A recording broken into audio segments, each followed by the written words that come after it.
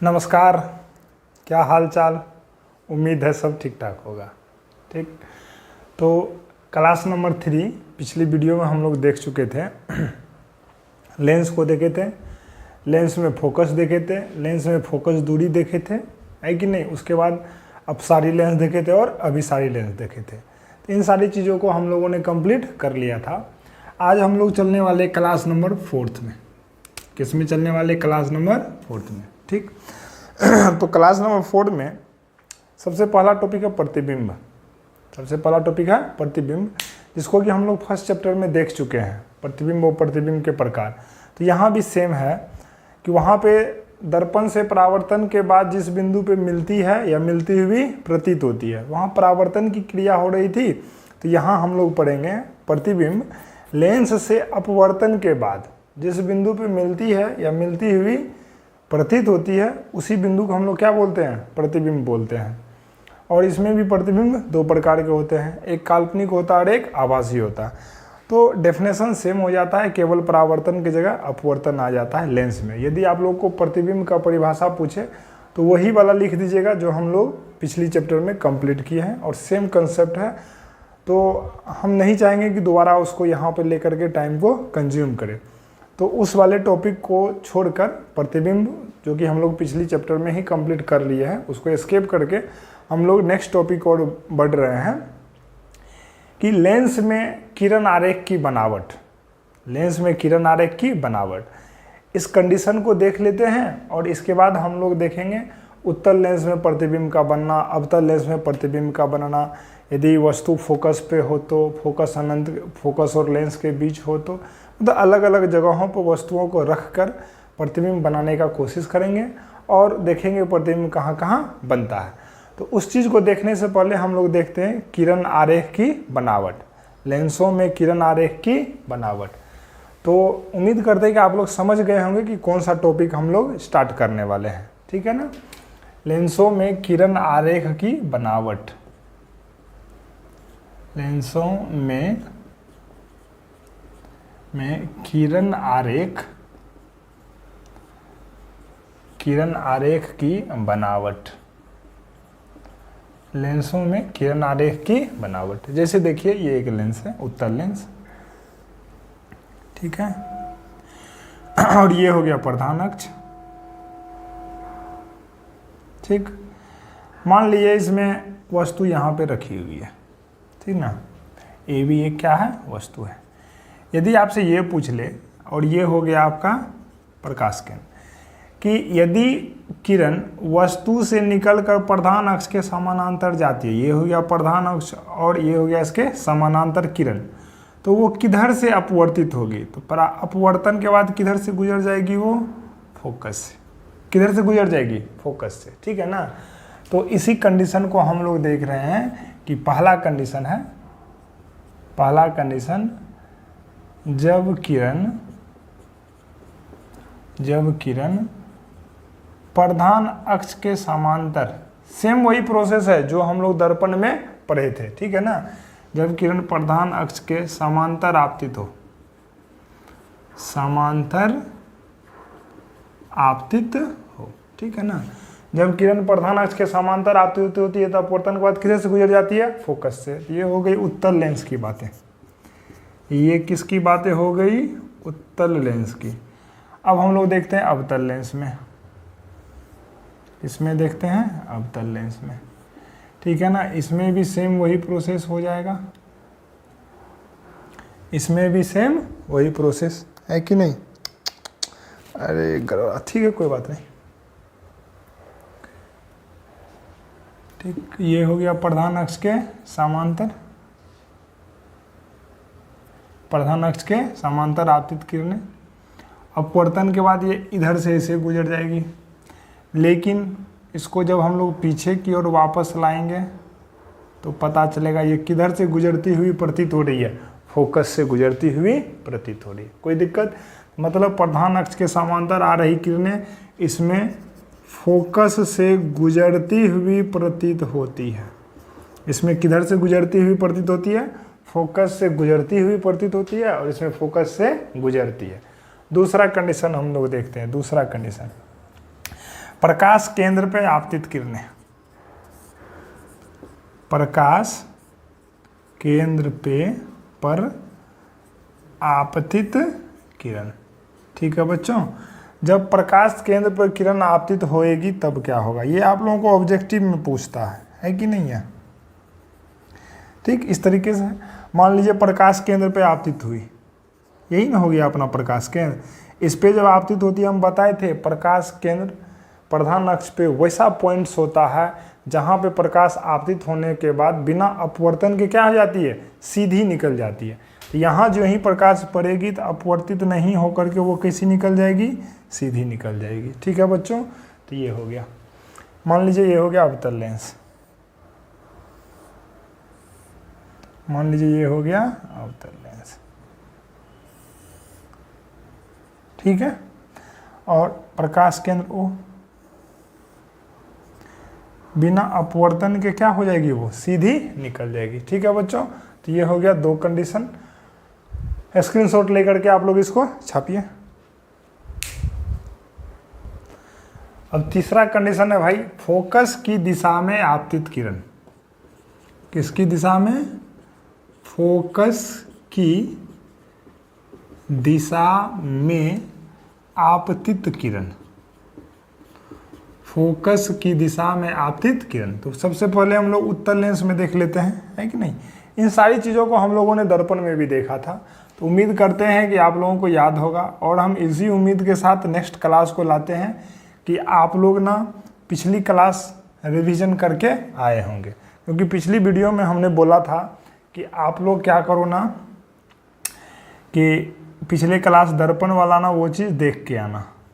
इस बात का हम लोग देख के, मान लीजिए ये फोकस है और फोकस से मान लीजिए किरण क्या हो रही है, आपतित हो रही है लेंस पे, तो अपवर्तन के बाद ये किधर से गुजर जाएगी, प्रधान अक्ष के समांतर गुजर जाएगी। आप लोग ना ये लेंस का फोटो अच्छे से बना लेना, है कि नहीं है। मान लो ये वाला है, ये मान लो हो गया अवतल लेंस। कौन सा लेंस हो गया, अवतल लेंस। ये हो गया प्रकाश केंद्र, हो इधर कहीं क्या हो जाएगा, फोकस एफ, है कि नहीं, इधर कहीं क्या हो जाएगा, फोकस एफ। तो हम लोग फोकस से क्या करेंगे, किरण को आपतित करेंगे। तो फोकस से आपतित करने पर सेम उसी तरीके से, ओह इधर ले लेते हैं फोकस इसका, F1 और ये F2, है कि नहीं।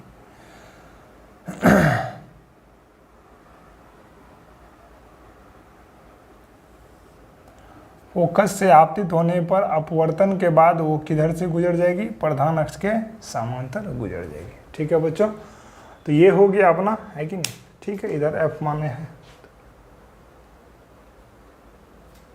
तो ये हो गया अपना तीन कंडीशन।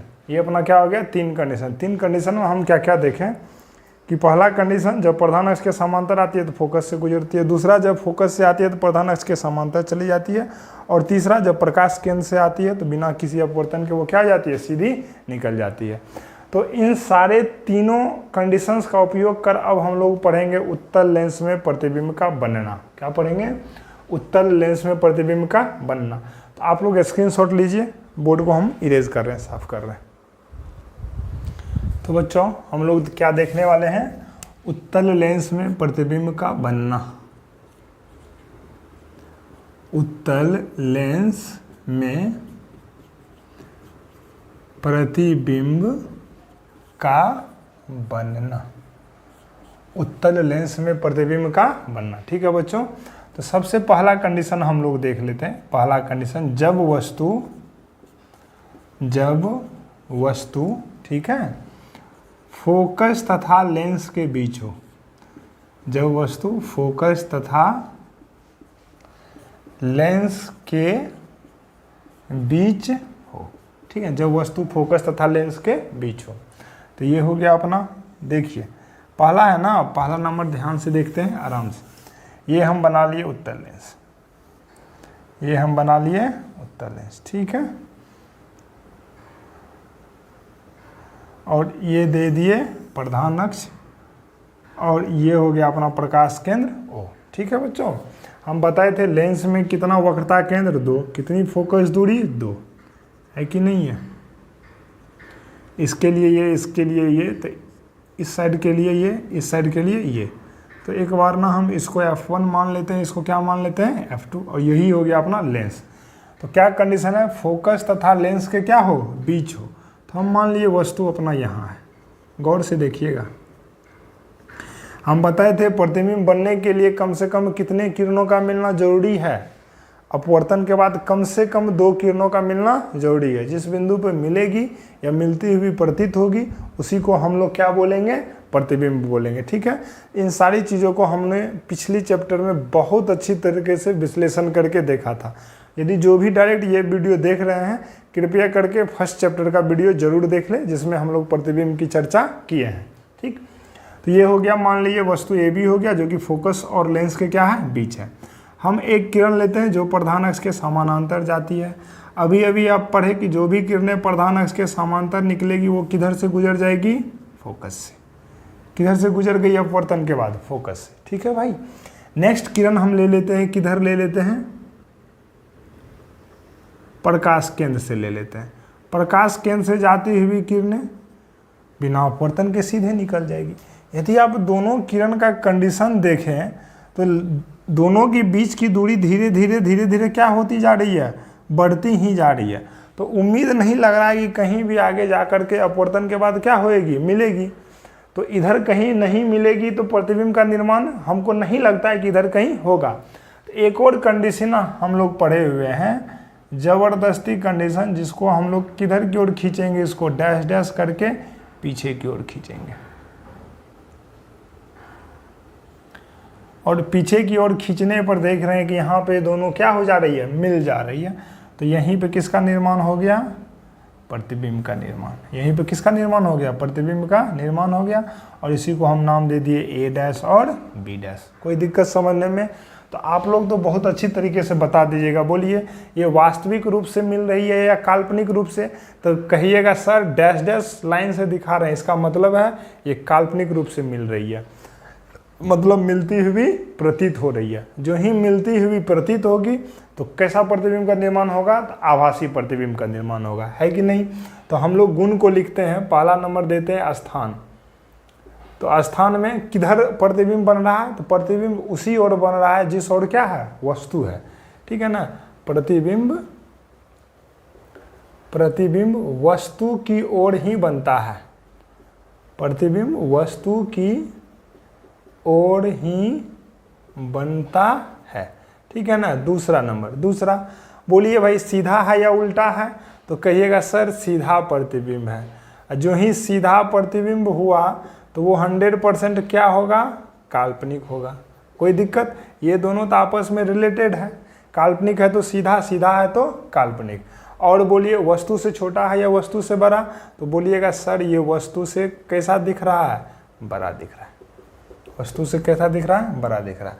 तो हम उम्मीद करते हैं कि पहला कंडीशन आप लोगों को समझ में आ गया होगा। जब वस्तु कहाँ पे स्थित हो, जब वस्तु लेंस और फोकस के बीच स्थित हो, जब वस्तु लेंस और फोकस के बीच स्थित हो। तो नेक्स्ट कंडीशन अब हम लोग देखने वाले हैं, जब वस्तु कहाँ पे स्थित हो, फोकस पे। आप लोग इसको लिखिए। हाल बस सब कुछ ठीक ठाक बा। केस नंबर दूसरा हम लोग देखते हैं, जब वस्तु पूरा वीडियो आ रहा है ना, हाँ, जब वस्तु फोकस पे स्थित हो, जब वस्तु कहाँ स्थित हो, जब वस्तु फोकस पे स्थित हो। ठीक है भाई, तो देखते हैं जब वस्तु फोकस पे स्थित हो। ये हो गया अपना उत्तल लेंस। अब हम उम्मीद करते हैं कि आप लोग इसको स्पीड में भी देख सकते हैं, है कि नहीं, इसीलिए हम थोड़ा स्पीड कर रहे हैं। ये हो गया F1 और ये हो गया F2। मान लीजिए यहाँ पे एक वस्तु है जिसका नाम है A और B। एक किरण लिए जो किधर से चली, प्रधान अक्ष के समांतर चली। अपवर्तन के बाद किधर से गुजर जाएगी, फोकस से गुजर जाएगी। एक हम किरण कहाँ से ले लिए, प्रकाश केंद्र से, बिना अपवर्तन के सीधे निकल जाएगी। और हम आगे देख रहे हैं कि ये दोनों कहाँ पे जाके मिलेगी, अनंत पे जाके मिलेगी। कहाँ पे जाके मिलेगी, अनंत पे जाके मिलेगी। तो हम बोल सकते हैं कि पहला कंडीशन में स्थान कहाँ पे है, स्थान कहाँ पे है, तो अनंत पे। स्थान कहाँ पे बन रहा है, अनंत पे। और आगे जाकर के किस रूप से मिलेगी, वास्तविक रूप से। तो कैसा प्रतिबिंब का निर्माण हो रहा है? तो वास्तविक प्रतिबिंब। कैसा प्रतिबिंब है? वास्तविक प्रतिबिंब। और जो ही वास्तविक प्रतिबिंब का निर्माण हुआ तो 100% वो क्या होगा? उल्टा होगा। और वस्तु से बड़ा होगा कि छोटा होगा? तो देखने से ही लग रहा है सर ये क्या होगा? वस्तु से बड़ा होगा। वस्तु से बड़ा होगा।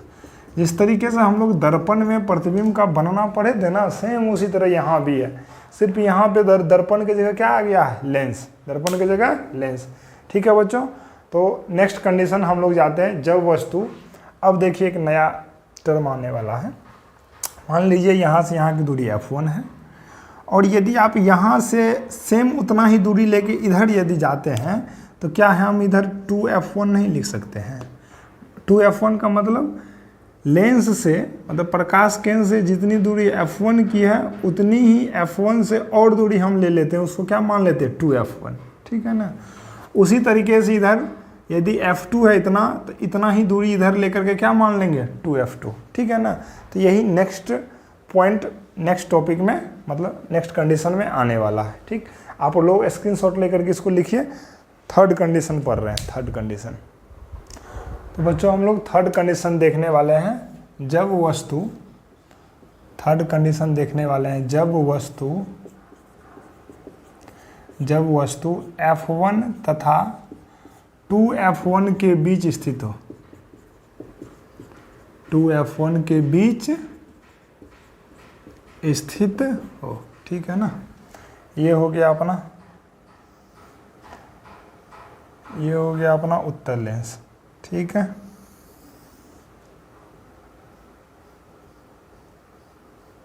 ठीक है।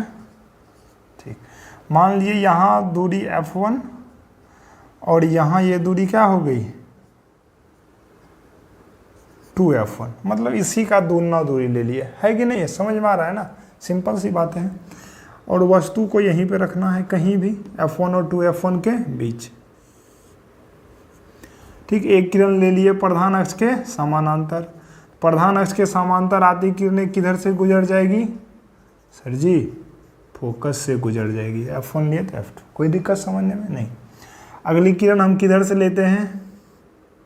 प्रकाश केंद्र से। तो बिना अपवर्तन के किधर से निकल जाएगी? सीधी निकल जाएगी, है कि नहीं है? तो यहाँ पे ये क्या हो रही है? कट रही है या कटती हुई प्रतीत हो रही है? तो कहिएगा सर ये क्या हो रही है? कट रही है। तो यहीं पे किसका निर्माण हो गया? प्रतिबिंब का। ये हो गया A डैश और B डैश। यदि ये F2 है तो यहाँ पे कोई दिक्कत समझने में? बातें समझ में आ रही है ना? आ रही ही होगी। तो पूछे स्थान में प्रतिबिंब कहाँ पे बन रहा है? भाई स्थान बताओ। तो 2F2 और अनंत के बीच। सर स्थान में कहाँ बन रहा है? बोलिए। 2F2 तथा अनंत के बीच। ठीक है ना। अब बोलो वास्तविक है कि काल्पनिक है? तो सर वास्तविक है, क्योंकि किस रूप से कट रहा है? वास्तविक रूप से कट रहा है। जो ही वास्तविक है तो सीधा होगा या उल्टा? तो सर जी ये उल्टा है। कोई दिक्कत? वस्तु से बड़ा है कि वस्तु से छोटा है? तो वस्तु से बड़ा है। क्या है भाई? वस्तु से बड़ा। यहाँ तक उम्मीद करते हैं आप लोग को समझ में आ गई होगी, और आ भी रही है, क्योंकि ये सारे टॉपिक्स आसान टॉपिक्स हैं। ये आसान तब है जब आप दर्पण में बने प्रतिबिंब के नियम को सीख लिए हैं, देख लिए हैं, उसको रिवाइज कर लिए हैं। यदि नहीं किए हैं तो आपको इसमें थोड़ा सा कष्ट लग रहा होगा। तो हम आपको यही सलाह देंगे कि आप दर्पण वाला वीडियो पूरा कंप्लीट कर लें, चैप्टर नंबर 1। उसके बाद इसको देखें, मज़ा आएगा देखने में, समझने में भी आनंद आएगा। छापिए आप लोग इसको, हम बॉडी रेज कर रहे हैं।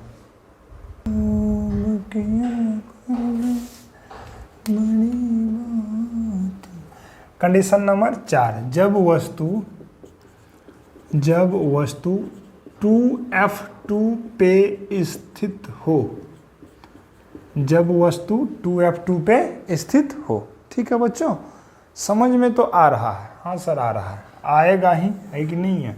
कोई दूसरा चारा है ही नहीं कि समझ में नहीं आए। ठीक है बच्चों।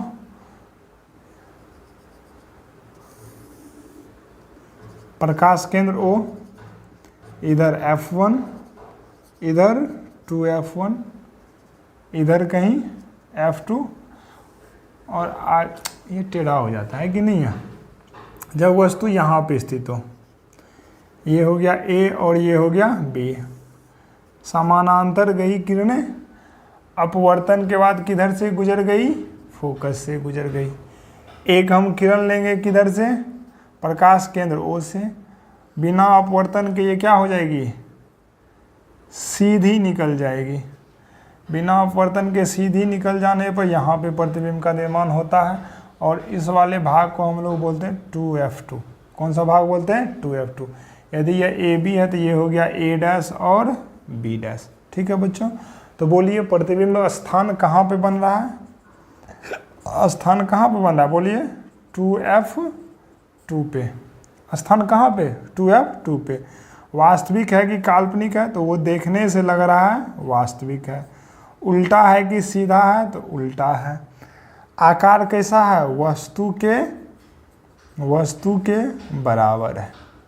वस्तु के क्या है? बराबर। ठीक है बच्चों, समझ में तो मज़े में आ रहा होगा जो पिछली क्लास कर लिए हैं। तो नेक्स्ट कंडीशन पढ़ते हैं 2F1 और अनंत के बीच। आप लोग इसको छापिए।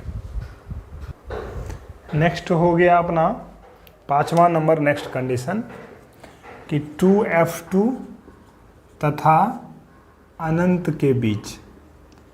अनंत के बीच मतलब कहने का ये मेरा हुआ जब वस्तु 2F2 तथा अनंत के बीच स्थित हो, है कि नहीं है? तो देखते हैं। ठीक ठीक ठीक है। प्रकाश केंद्र O, F1, 2F1, और इधर कहीं अनंत। ये ले लिए, मान लिए ये ले लिए वस्तु AB।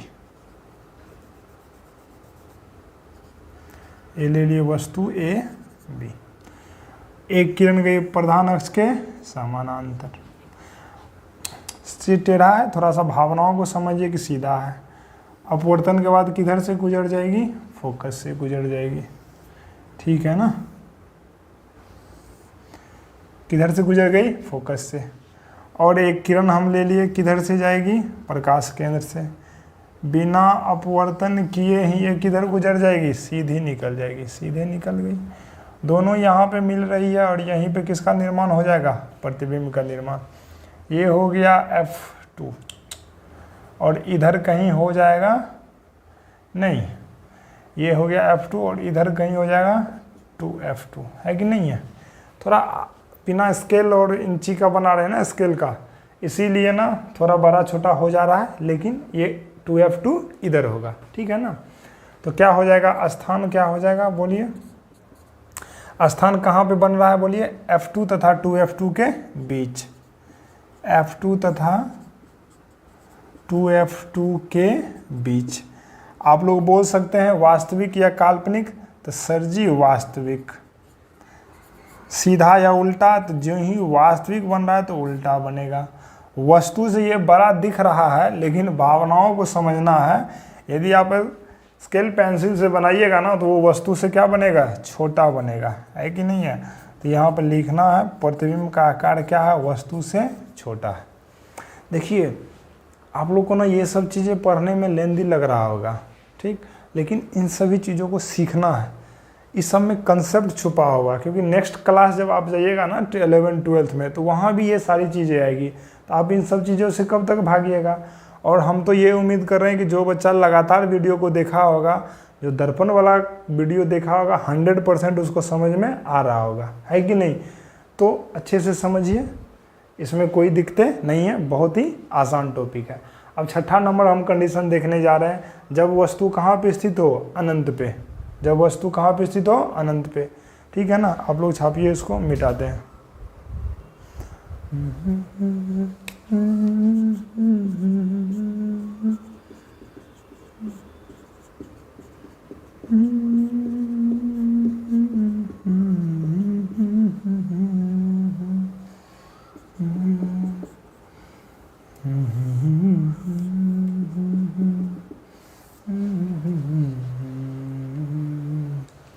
जब वस्तु अनंत पे स्थित हो। तो हम पिछली चैप्टर से ही पढ़ते आ रहे हैं कि जब वस्तु अनंत पे स्थित होती है और उससे जो प्रकाश की किरणें आती है, तो हम मानते हैं कि वो सारी प्रकाश की किरणें आपस में कैसी आती है, समानांतर आती है। तो अनंत पे स्थित वस्तु जैसे हो गया चंद्रमा हो गया, सूर्य हो गया, तारे हो गए, इन सभी चीज़ों को हम लोग मानते हैं ये सभी वस्तु कहाँ पे स्थित है, अनंत पे स्थित है। और अनंत से जो किरणें चल करके आती है वो आपस में कैसी आती है, समानांतर आती है। कैसी आती है, समानांतर आती है। तो हम मान लेते हैं बहुत सारी किरणें अनंत से आ रही है, एक किरणें ऐसे करके आई है कि नहीं है।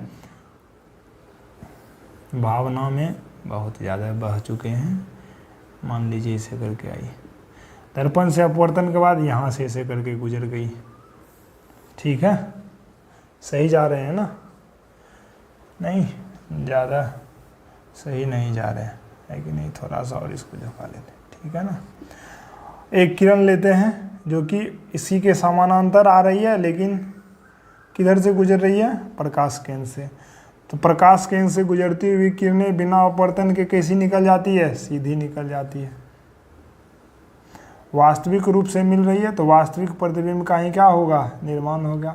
और जहाँ भी वास्तविक प्रतिबिंब का निर्माण होता है वो क्या होता है, फोकस। क्या होता है, फोकस। मतलब कहने का ये हुआ कि अनंत पे स्थित वस्तु का प्रतिबिंब कहाँ पे बनेगा, फोकस पे बनेगा। कहाँ पे बनेगा, फोकस पे। कहाँ पे बनेगा प्रतिबिंब, स्थान कहाँ पे, फोकस पे बनता है कि नहीं है। वास्तविक है, यदि वास्तविक है तो हम लगभग 100 बार तभी से बोल चुके हैं उल्टा होगा। और सूरज चंद्रमा तारे से तो बड़े कभी प्रतिबिंब हो नहीं सकते हैं, तो वस्तु से क्या होगा भाई, बोलो, वस्तु से छोटा होगा। वस्तु से कैसा होगा, छोटा होगा। और अनंत से आ रही किरणें क्या होती है, आपस में समांतर होती है कि नहीं है। तो हम लिखते हैं यहाँ पे अनंत से आती समांतर किरणें, अनंत से आती समांतर किरणें। तो उम्मीद करते हैं कि आप लोगों को उत्तल लेंस में प्रतिबिंब का बनना समझ में आ गया होगा और इसका नोट्स अच्छी तरीके से बना लिए होंगे। ठीक है बच्चों, तो अब हम लोग देखते हैं अवतल लेंस में प्रतिबिंब का बनना। ठीक है ना, किस में देखते हैं, अवतल लेंस में प्रतिबिंब का बनना। उसमें केवल और केवल एक कंडीशन ही है, तो वो तो तुरंत खत्म हो जाएगा। आप लोग इसको छापिए, हम बोर्ड को इरेज करते हैं। तो हम लोग नेक्स्ट हेडिंग में पढ़ेंगे अवतल लेंस में प्रतिबिंब का बनना। अच्छे से लिख लेते हैं हेडिंग, अवतल लेंस में प्रतिबिंब का बनना। ठीक है भाई, अवतल लेंस में प्रतिबिंब का बनना देखते हैं। इसमें हम लोग पढ़ेंगे, एक ही कंडीशन पढ़ेंगे और वो कंडीशन होगा वस्तु कहीं भी स्थित हो। वस्तु कहीं भी स्थित हो तो उसका प्रतिबिंब कैसा बनेगा हम लोग पहले देख लेते हैं, उसके बाद चर्चा करेंगे, है कि नहीं है। तो हम लोग पहले बना लेते हैं कौन सा लेंस भाई, अवतल लेंस। ये हो गया अपना अवतल लेंस, है कि नहीं। ठीक, प्रधान अक्ष ये हो गया अपना प्रधान अक्ष, और ये हो गया प्रकाश केंद्र O। ठीक, ये हो गया कहीं कहीं कहीं कहीं, इसको मान लेते हैं F1, इसको मान लेते हैं F2। इधर कहीं क्या है, वस्तु स्थित है, that is your A and B। बातें समझ में आ गई, हाँ सर आ गई। यदि बातें समझ में आ गई तो हम आगे की ओर बढ़ते हैं। एक किरण ले लेते हैं प्रधान अक्ष के समानांतर। ठीक, प्रधान अक्ष के समानांतर, ये तो डाइवर्ज होकर के इधर से निकल जाएगी, लेकिन फोकस पे मिलती हुई प्रतीत होती है। फोकस पे मिलती हुई प्रतीत होती है। ठीक, एक किरण ले लेंगे, किधर से गुजरेगी, प्रकाश केंद्र से। किधर से गुजरेगी, प्रकाश केंद्र से। बिना अपवर्तन के क्या हो जाएगी, वो सीधी ही निकल जाएगी, है कि नहीं है। तो यहाँ पे दोनों किरणें मिल रही है, मिलती हुई प्रतीत हो रही है, तो यहीं पे प्रतिबिंब का क्या हो गया, निर्माण हो गया, A' और B'। तो प्रतिबिंब का निर्माण कहाँ हुआ बोलिए, फोकस और लेंस के बीच। प्रतिबिंब का निर्माण कहाँ हुआ बोलिए, फोकस और लेंस के बीच। फोकस और लेंस के बीच। वास्तविक है कि काल्पनिक है, तो सर जी काल्पनिक है। वस्तु से छोटा है कि बड़ा है, तो सर जी वस्तु से छोटा है। और काल्पनिक होगा तो 100% वो क्या होगा, सीधा होगा, ठीक है ना।